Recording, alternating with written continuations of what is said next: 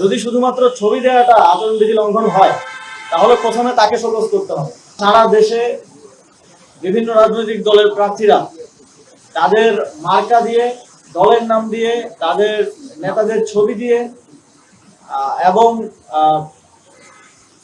Poster, billboard, festoon এগুলো লাগিয়ে প্রচারণা করছেন, যারা স্পষ্টভাবেই আচরণবিধি লঙ্ঘন করছেন। তাদের বিরুদ্ধে এখন পর্যন্ত নির্বাচন কমিশন এবং স্থানীয় যেই রিটার্নিং কর্মকর্তারা আছেন, দায়িত্বশীল যারা আছেন, ম্যাজিস্ট্রেটরা আছেন, তারা কোনো ধরনের ব্যবস্থা নিচ্ছেন না।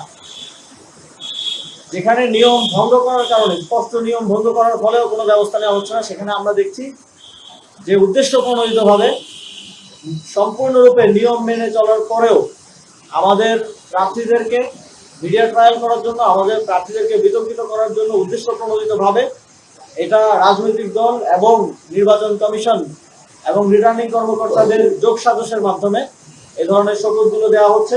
সরকারও স্পষ্টভাবে গণভোটে হ্যাঁ ভোটের জন্য প্রচারণা করছেন, আমাদের প্রার্থীরাও করছেন, আমরাও করছি, এবং এটা আমাদের দলীয় পজিশন।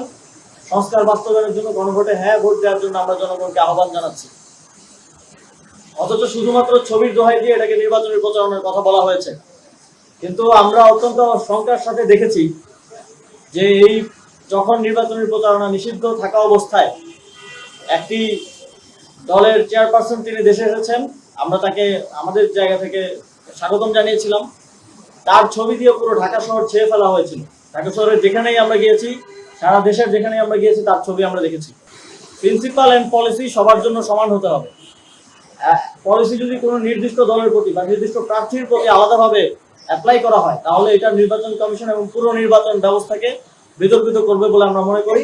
আমরা দাবি করছি যে নির্বাচন কমিশন এবং রিটার্নিং কর্মকর্তাদের পক্ষ থেকে যেই শোকজ দেওয়া হয়েছে সেটা দ্রুত সময়ের মধ্যে উইথড্র করতে হবে এবং এটার যথাযথ ব্যাখ্যা জনগণের কাছে দিতে হবে কি কারণে আইন বহির্ভূতভাবে এই শোকজটা করা হলো।